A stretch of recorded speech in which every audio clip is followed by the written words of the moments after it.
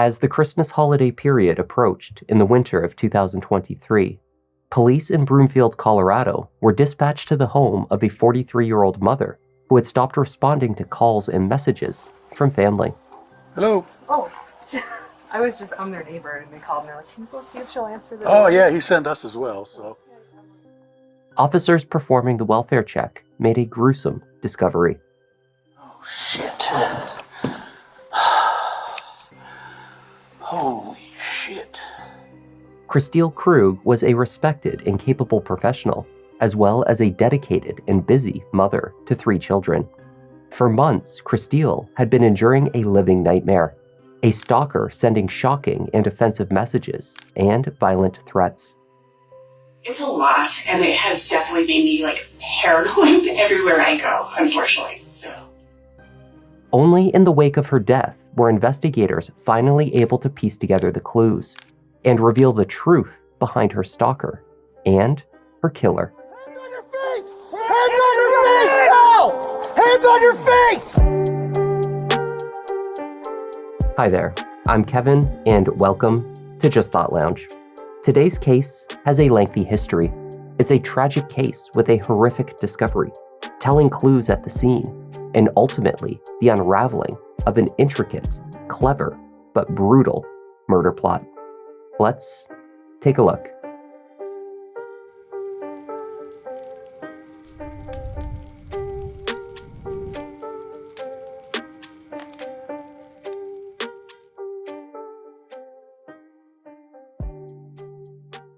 Broomfield, Colorado is located between the 2 larger cities of Denver and Boulder. In the wealthier areas, large family homes line the spacious residential streets. December 14th, 2023 was a dreary Thursday. The Broomfield Police Department received a call that morning to check in on a home located on Promontory Loop. The caller told dispatch that he had been unable to reach his wife for several hours.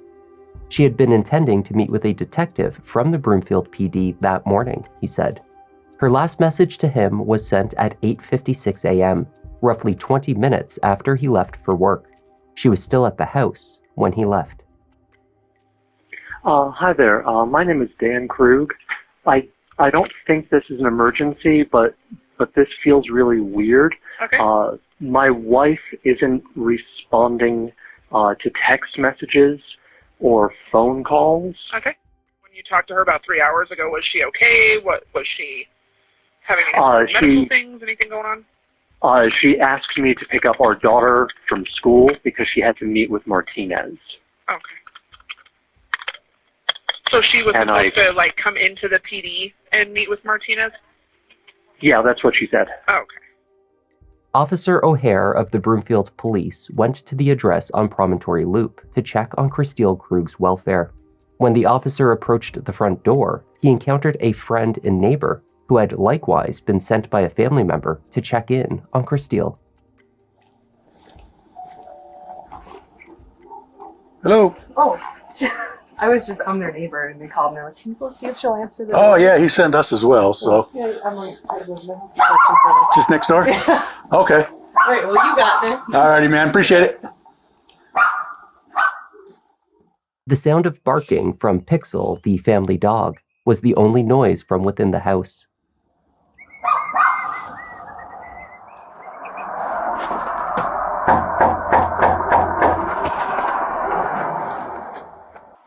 Receiving no response at the door, the officer proceeded to the side of the house to check if there was a vehicle parked in the garage. Unable to see through the high windows, O'Hare pulled his patrol car into the drive, stood on the front bumper, and peered in.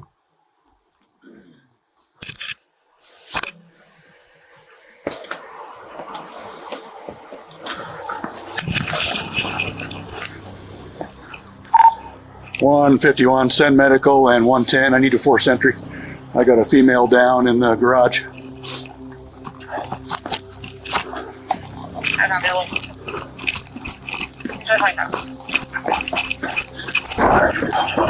Broomfield Police!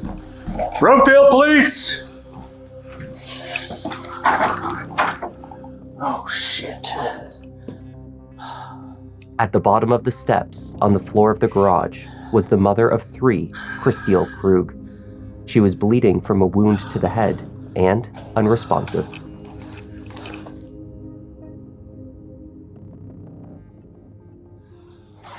Husband said there was a stalker threatening to kidnap her, so I don't know. No, she's unresponsive. Decent head wound. Where we have more room at the head.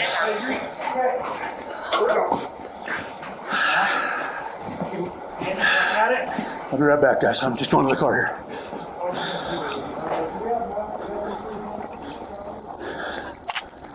Hey, man, just run interference for me.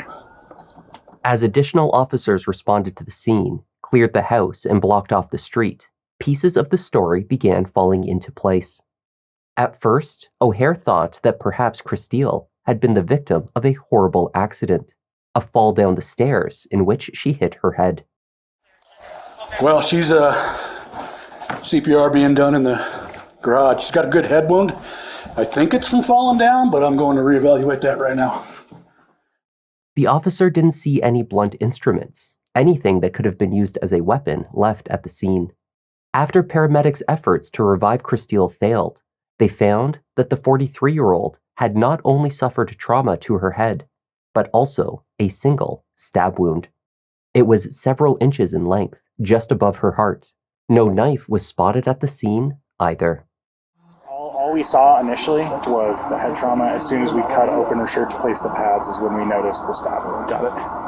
Okay. So, There were no obvious signs of a struggle in the form of defensive wounds on Kristil or a disturbance in the house. Aside from the violent scene in the garage, the home appeared orderly. Kristil's handgun, for which she had a concealed carry permit, was located in her purse. She had obviously not had an opportunity to retrieve it before being incapacitated from the attack. The medical examiner would find 3 distinct points of impact on the back of her head. Bits and pieces of information began reaching the responding officers, explaining Kristil's connection to Detective Martinez. At that time, they knew only that Kristil had reported a stalker, a man she believed to be an ex-boyfriend, who had been threatening her in texts and emails since early October. The case was being handled by Detective Martinez. Yeah, I don't know the backstory. Husband said there was a dude who's been stalking her and threatened to kidnap her. And Martinez was involved, and Martinez just said, hey, this is a big old... I don't know, dude. I don't know the history on that part. Martinez does, though, and he said he's coming in. So, like I told him, you can see if Butler needs photos with this big old house. Other than that, we're just kind of securing the scene and waiting for detectives, you know? There were indications at the scene that the murder had been thoughtfully executed. 4 home security cameras, which captured most of the exterior of the house, had been disabled. 3 of them had been taken offline that morning, sometime around 8:15 a.m., coming back online just before police responded to the house. The only camera that had remained active throughout that time period was the garage door view. The front door camera was also found to have a piece of blue tape placed over its lens around the same time as it and 2 others went offline. When the cameras came back on, its view was entirely obscured. Then there were questions about the point of entry. The garage door could have been forced open. Since Kristil was found in the garage and had likely been taken by surprise, this seemed like a logical deduction. Though, upon closer inspection, it seemed that Kristil had been alone inside the home with the door unlocked, or she unlocked the door for her attacker. I kicked that, yeah. No, that's interesting. Yeah, that is very interesting. Almost like dude might have stuck around from this way. And I wonder if maybe the door was unlocked, that's how he got in. You know what? Was it deadbolted when you know what? I don't know. I kicked it and it went pretty easy. So I'm going to say no deadbolt. It wasn't deadbolted, it was just unlocked. Yeah, you know what? That bottom one does not even lock. So there's no way to lock the bottom one. The door was unlocked. It's all deadbolt. Yeah. And I right away saw her on the ground. blood smear on the wall. I came around here and You said the garage door looked weird? let's look at it. It looks not forced entry weird, but not proper alignment weird either. See what I'm talking about? It looks like maybe it's just, I don't know, dude.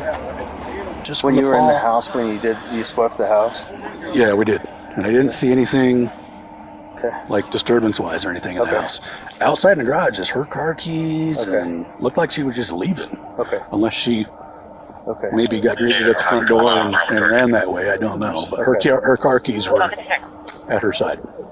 Or a set of car keys. Did you see anything else on the inside? No, nothing of note. As detectives took stock of the evidence, Daniel Krug, who had initially called for the welfare check on his wife, arrived on scene. Hey, stay back, stay back, stay back, stay back. This is my house. I understand. I need to get his phone away from him because he's probably got access to this camera, and we obviously don't want him to look at it.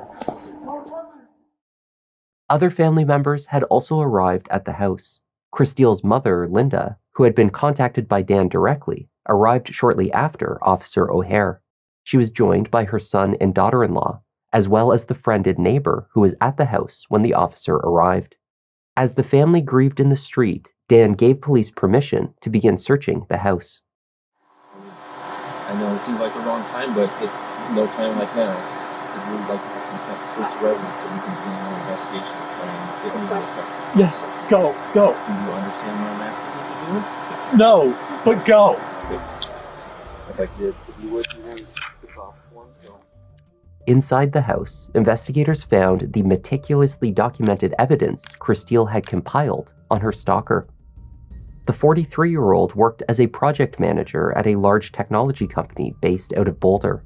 Kristil had always distinguished herself intellectually, having earned a bachelor's degree in biochemical engineering and moving on to an accomplished career in the tech sector. Beginning in early October, when she began receiving unwanted text messages and emails from an old college boyfriend, her instinct was to record and document everything.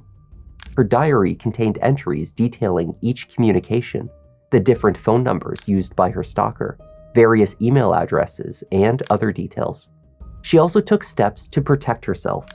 She purchased a gun, took training classes, and began to carry her weapon with her whenever she left the house.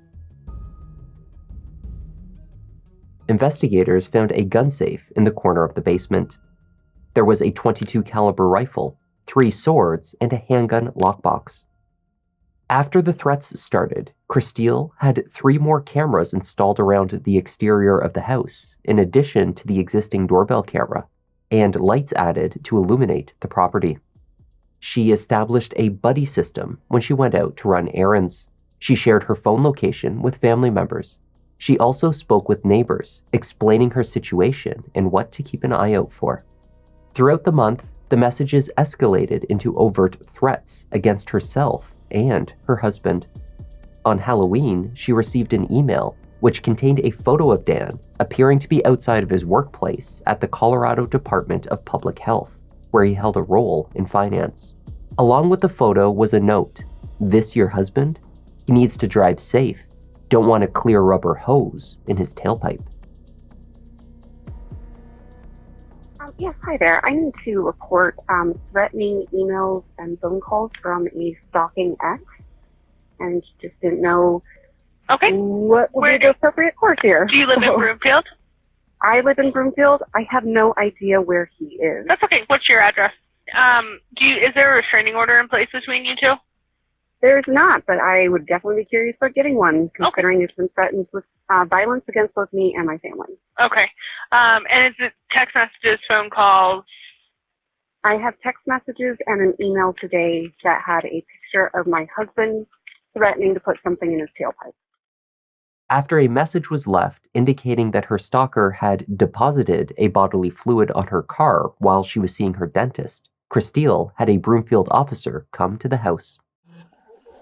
Kristil, Officer Henry. Yeah, nice to Very meet good you. to meet you. I talked to Dr. Martinez, so I kind of have an idea what's going on. Yes, I did as well. I did not see any markings on the car. Okay. You can see like it's a little bit dirty, so I didn't even see blood marks, but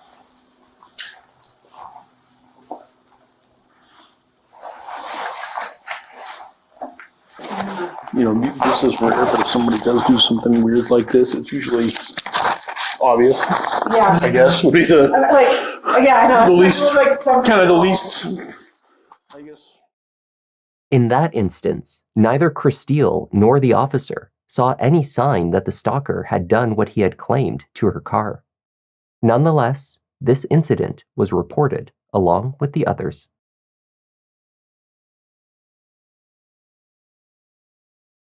When she sat down with Detective Martinez, Kristil explained that her stalker called himself Anthony, an ex-college boyfriend whom she had not seen in person in over 20 years. Okay, in this timeline, we dated summer of 99. Okay. Very briefly. Like, there was a breakup somewhere here, like, in the fall, so I did this kind of, like, so that you could see, like, way over here. Yeah. Last contact I ever had with him, where he tried to reach out to me personally, saw me in person, would have been, like, in the spring of 2001. Everything here, you're going to see question marks, because I'm like, about? I'm just trying to remember, like, where I was living, and where I had kids at the time. So I put everything in green where they're, like, just like little teeny things, just like, oh, hey, how you doing? Found me on old information, so it's public information. Technically, I can't say that like he found me in a special way, yeah. But it was years later, right, that he came back with a quick email trying to check in. And these events here last maybe like within a period of a couple weeks. Usually it's a handful of email messages. Usually it's just like light, easy, like what's going on. Yeah, like trying to just kind of start a conversation. But it's all light, cordial, whatever. He says, let's get together. I'm like, no. Here he says, let's get together. I'm like, I have a serious boyfriend. Like, we were living together at this time. And he's like, screw your boyfriend. And then, I got married in 2007. He's reaching out to me. He can see I have a kid. This is my profile picture of, like, my kid. And I'm like, I have a family. No. And then, again, where I'm like, I'm married with children, all the way here, so. Throughout the years, Anthony would reach out to inquire whether Kristil was interested in meeting with him. She always refused. In 2007, after meeting years before online, she married Dan. They went on to have 3 children. At the time of her death, they were aged 14, 11, and 8. Kristil told Detective Martinez that the only good thing about her circumstance was that her stalker appeared completely disinterested in her children. In all of his unhinged messages to her, he had never once mentioned them. Before the stalking began, there had been some concern that someone had tried to gain entry to the Krug family home through their garage. In September of that year, Dan returned home to find an unknown individual running from the property. Don't think it's related, but there was, my husband caught somebody going through our garage. Like, he came home, the garage door was up, and he caught somebody running out of our garage. We subsequently installed 2 more cameras on our property. So I get notifications of anybody that's, like, walking, driving. Do those all safe? Yes, they all safe. Hi there. My name is Dan Krug. I am a little late, but I'm reporting a trespasser on my property. What happened? About 4:50 or so, I was returning home from the store. My garage door was open. As I approached it, someone ran out and ran through my backyard and got away. Oh. So that's really all I have to go on. Have you noticed if anything was missing? The only thing I think is missing was a spare house key. Okay. Do you think that person possibly took it? That's the best guess of my wife and I, yeah. In November, Dan also sat down with the detective. After his wife had received the email on Halloween threatening him directly, she filled him in on the situation. By the time of her death, they had both been emotionally traumatized from weeks of threats and uncertainty. Largely, I've been focused on her and the kids, and I've been holed up at the house. Yeah. I went to the grocery store briefly on Tuesday, and someone behind me dropped a can, and I fucking panicked.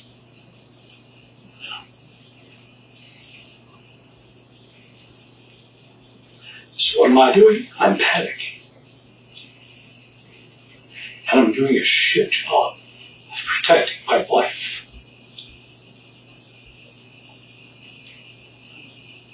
So I'm not doing good. Yeah, I can see that.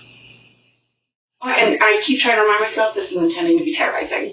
This is intending to scare me. So I'm like, okay, take it back. The intention to make your life miserable and cause disruption. And some sort of emotional turmoil is exactly what he's going for. Yes. The couple's emotional turmoil and fears over the stalking seemed to culminate in the worst possible outcome only weeks later in December. We don't tell.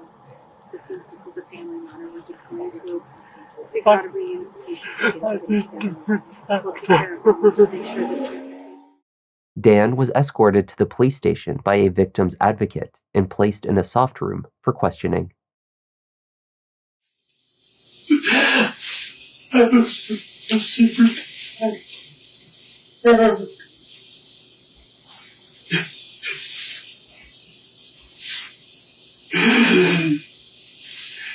It's not your fault. I'm sorry I didn't answer.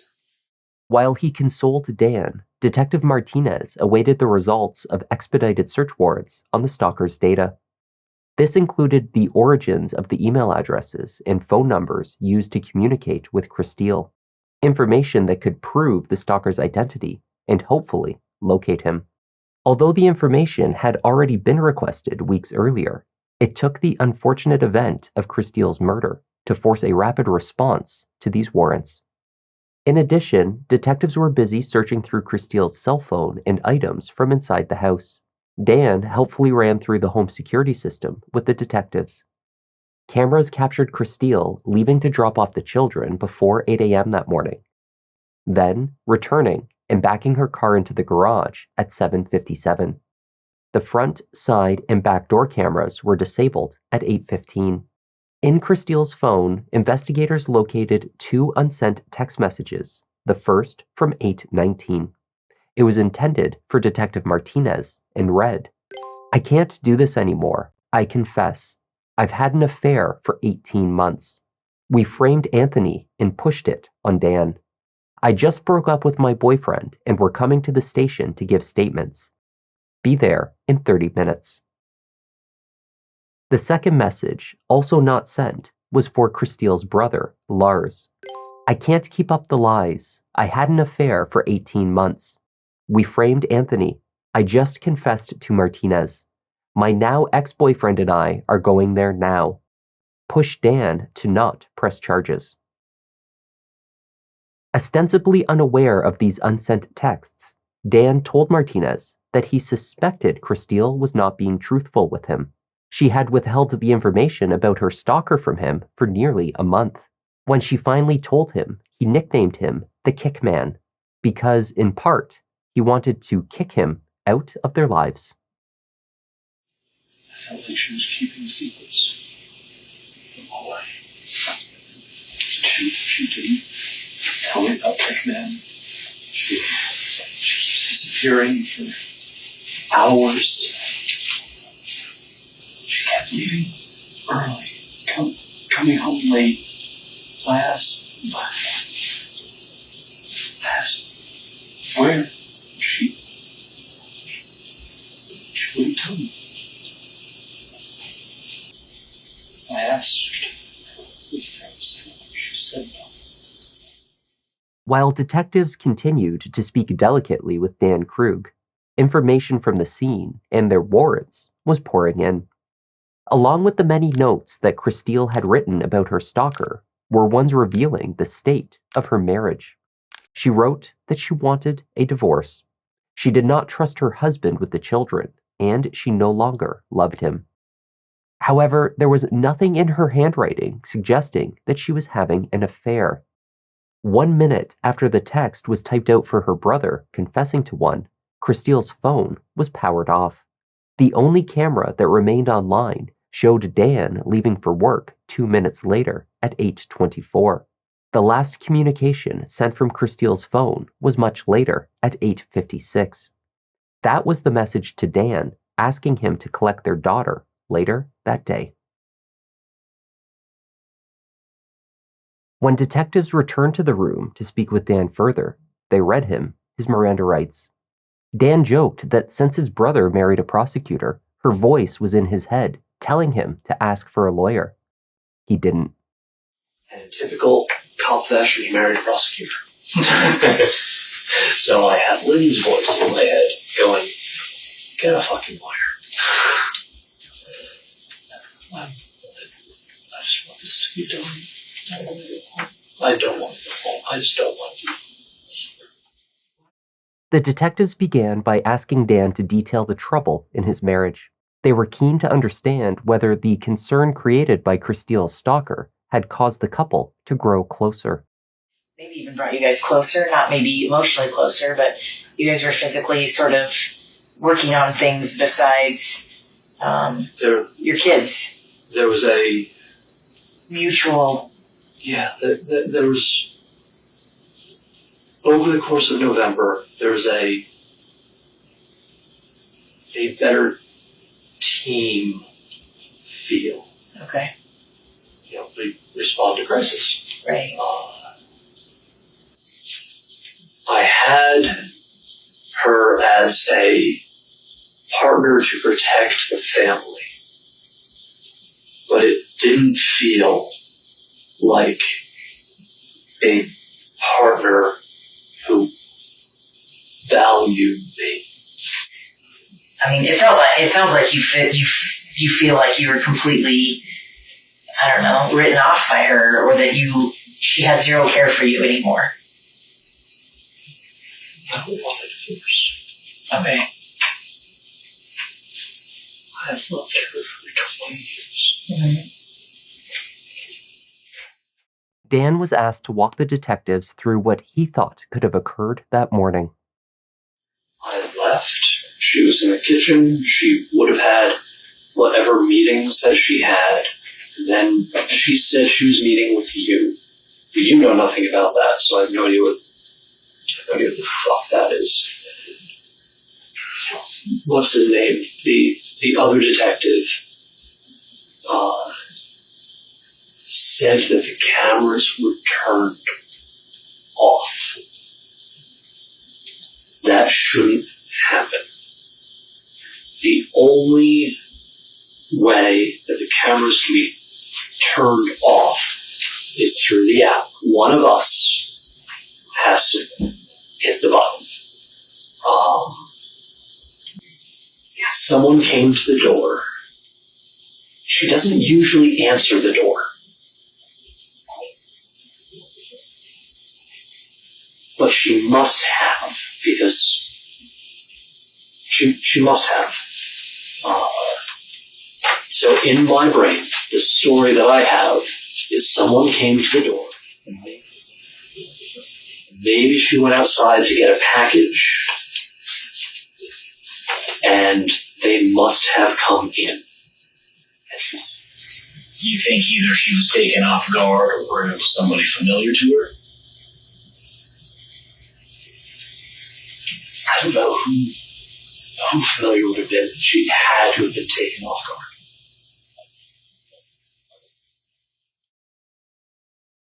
While Dan sat with the detectives offering theories of the murder, he was unaware that Martinez had managed to track down Kristil's alleged stalker weeks before. The detective needed the search warrants to come through, linking the threatening messages to Anthony or to someone else. That afternoon, officers in Anthony's home state of Utah paid him a visit at his home, which was more than a 6-hour drive to Broomfield. They confirmed he had been at work until 9:45 the night before. The next day, when Kristil was killed, he was shopping with his wife until 1:30. His alibi was confirmed by witnesses, store cameras, and license plate readers. There was no way that Anthony, the man Dan called Kickman, committed the murder. We had already spoken with Anthony, and there's no way that he was in town today.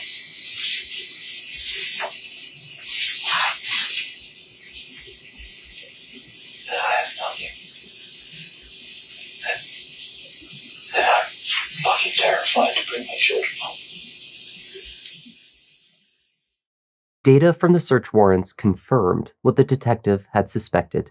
Multiple emails sent to Kristil had originated from an IP address registered to the Colorado General Government in Greenwood Village, Dan Krug's workplace. The Gmail account that, and you can speak more specifically. And that text now number we were talking about, the number that he initially texted Kristil from. The Gmail account, the Kickman account that you guys initially received with the photo of you in it, and the phone number, those originated through their IP addresses at your office. As far as we know right now, there's no physical way that Kickman could have been involved in this based on where he's at right now.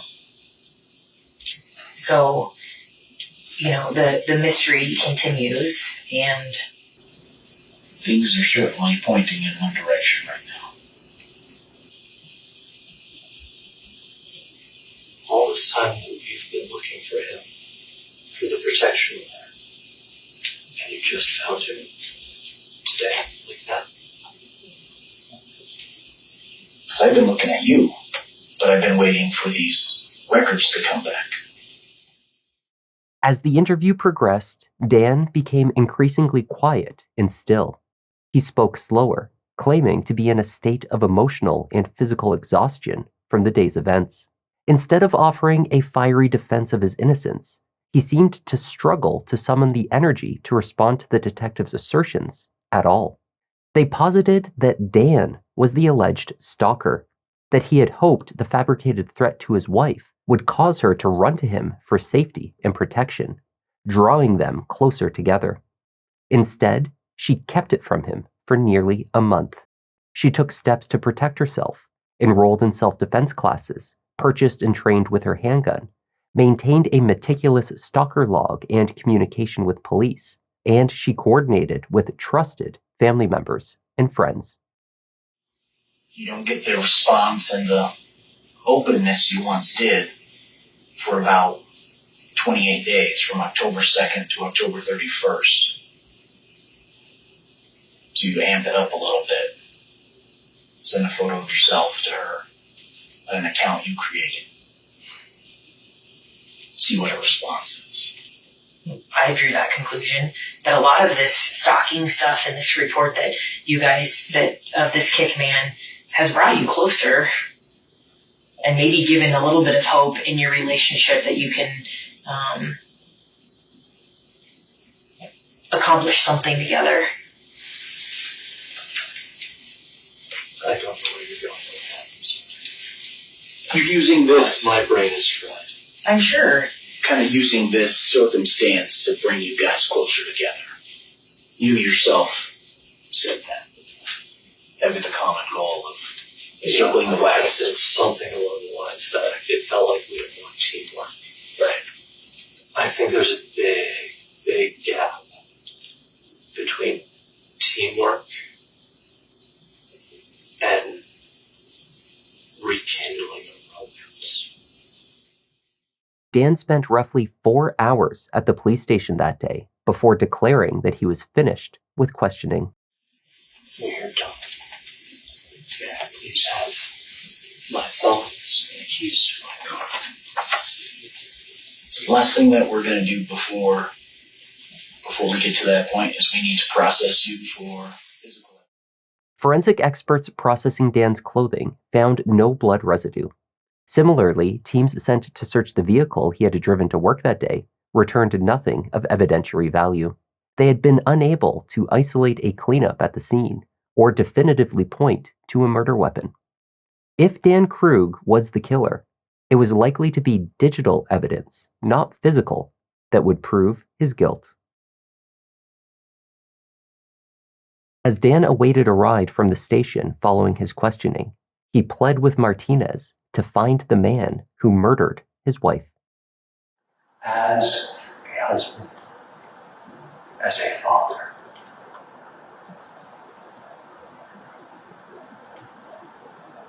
not as police and family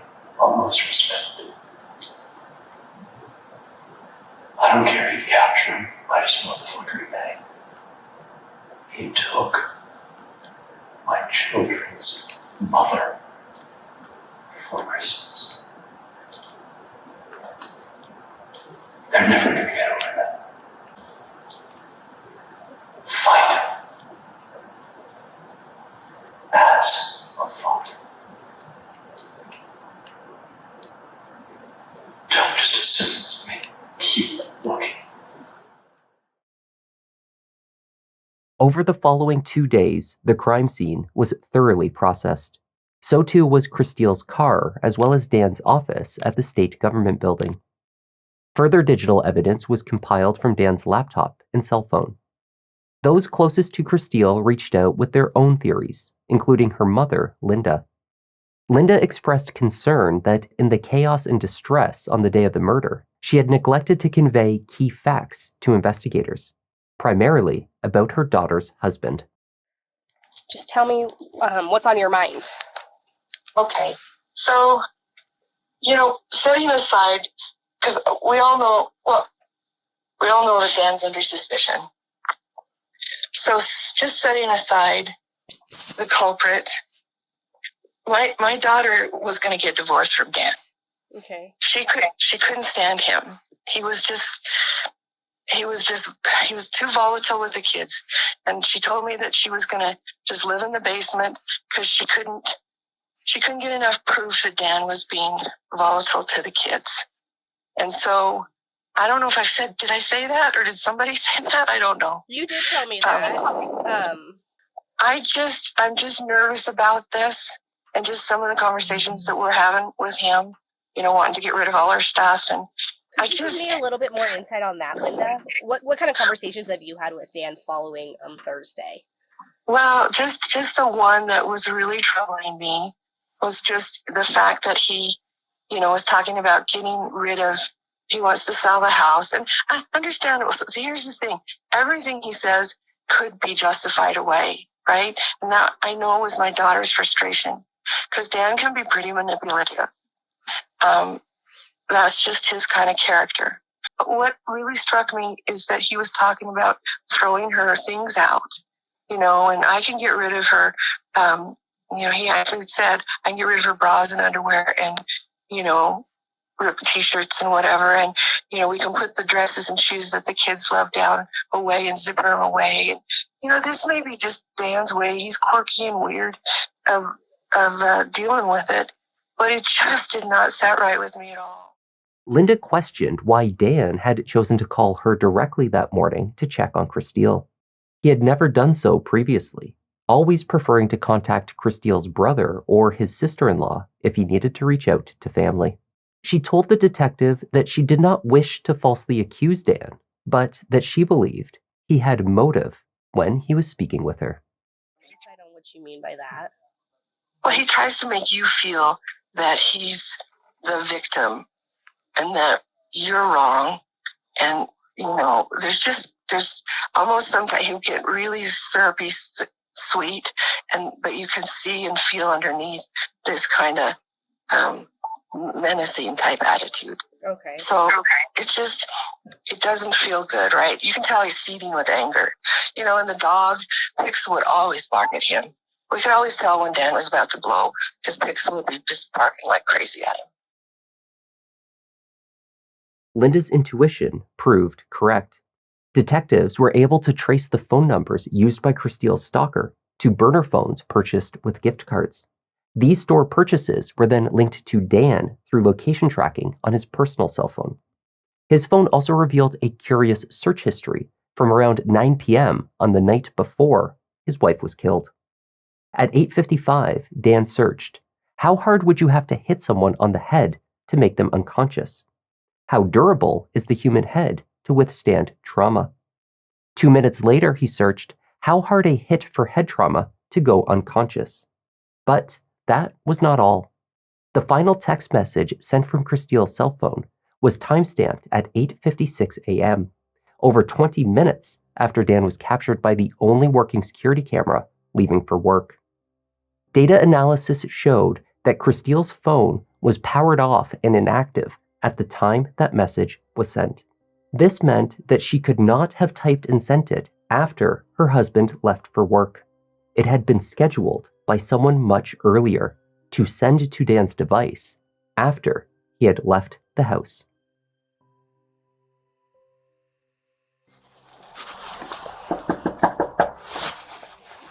Broomfield police collected hundreds of hours of home security footage from neighboring homes covering the early morning hours to afternoon period on the day of the murder. They noted every vehicle that passed near to the house on Promontory Loop. They looked at every individual on the street. Though the killer had disabled the cameras at the Krug house, it would have been nearly impossible to avoid being captured by any of the dozens of other cameras that covered the surrounding area. No one was captured approaching the house that morning. The killer must have already been inside.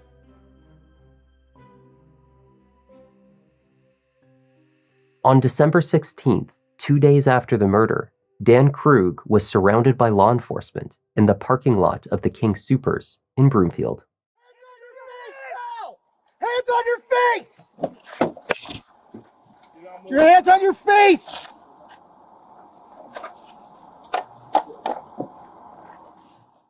From Dan's pocket, police pulled a handwritten note. It was addressed to his mother. He wrote of being lied to and used. He stated that his conscience was clear. He declared his innocence. Do you want me to tell your kids that you killed their mother, or do you want somebody else to? Okay. All right. Good luck. Dan refused to speak with police after his arrest. He was charged with first-degree murder and pleaded not guilty. Daniel Krug went to trial in April 2025. His defense argued that there was no physical evidence linking Dan to the crime. The case was circumstantial and, in their opinion, weak.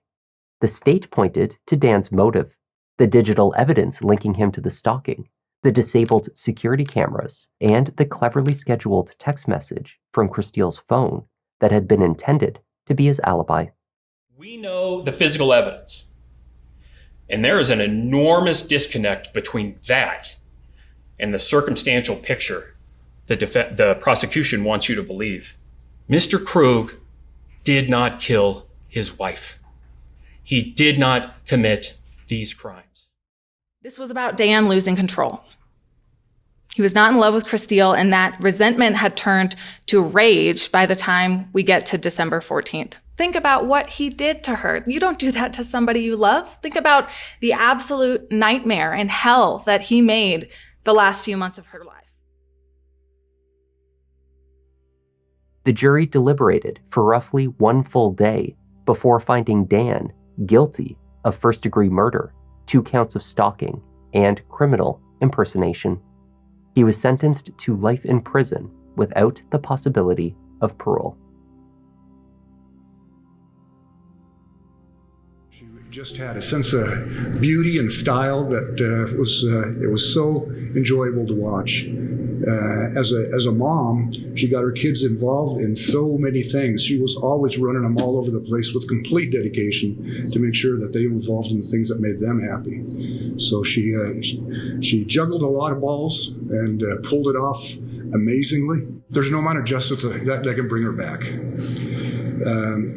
But it is a relief to know that the person who thought he was going to get away with it, with this convoluted alibi picture and trying to blame it on somebody else, that didn't happen.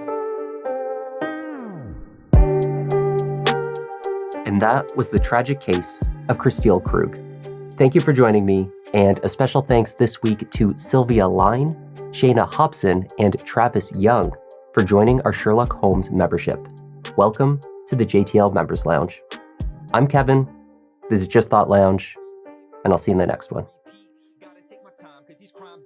But these stories can't hide. Let me find my seat. Kevin, go ahead and settle in. Gotta be selective, doing all the research, keeping it objective. Always been effective. Can say he got a knack.